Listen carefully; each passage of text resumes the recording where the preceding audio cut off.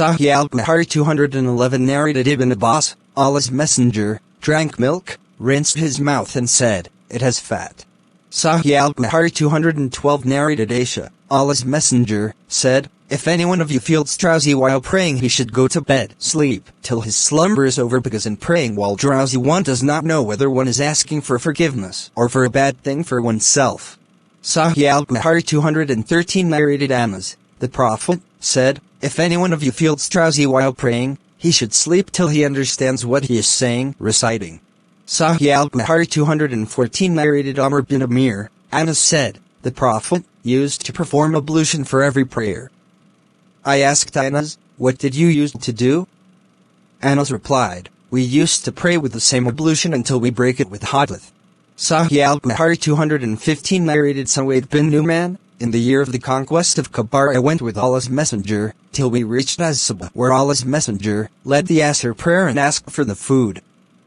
Nothing but sa'iq was brought and we ate it and drank water. The Prophet got up for the Maghrib prayer, rinsed his mouth with water and then led the prayer without repeating the ablution."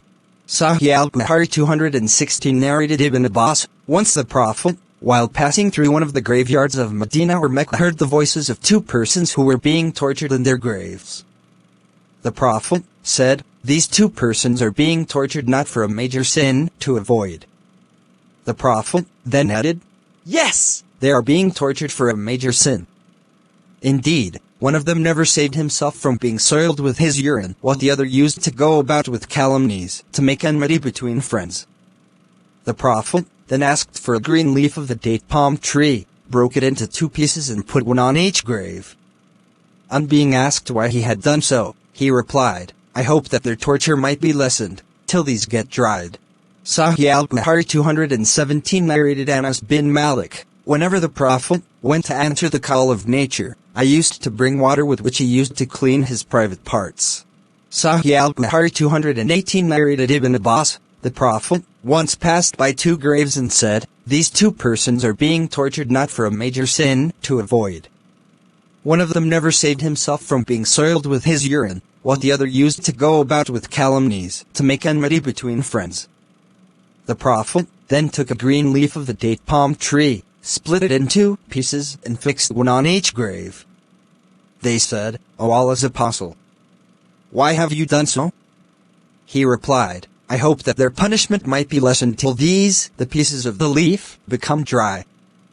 See the footnote of Hadith 215. Sahieh Eal-Bukhari 219 narrated Anas bin Malik, "The Prophet saw a Bedouin making water in the mosque and told the people not to disturb him. When he finished, the Prophet asked for some water and poured it over the urine." Sahieh Eal-Bukhari 220 narrated Abu Hurairah, "A Bedouin stood up and started making water in the mosque. The people caught him, but the Prophet ordered them to leave him and to pour a bucket or a tumbler of water over the place where he had passed the urine. The Prophet then said, 'You have been sent to make things easy and not to make them difficult.'